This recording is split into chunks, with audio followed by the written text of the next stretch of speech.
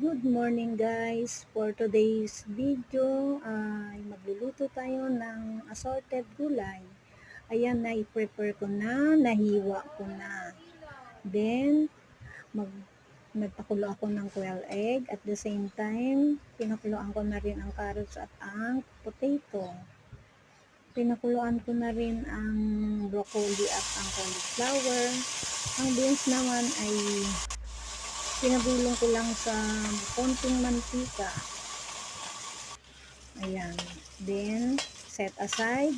Naggisa ako ng sibuyas, kamatis. Sinama ko na ang bell pepper.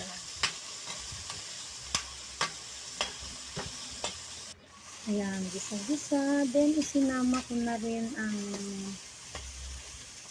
potato at carrot. Sinama ko ang pipino. Ayan na. Nilagay ko na rin ang beans. Ayan. Halu-haluin lang natin ng konti. At the same time, ayan na rin ang cauliflower at ang broccoli. Pinakulaan ko lang ng konti. Ayan, nilagyan ko na siya ng oyster sauce. At nilagyan ko na rin siya ng konting paminta. Ayan. Hulo na siya. Nilagay ko na ang quail egg. Luto na guys.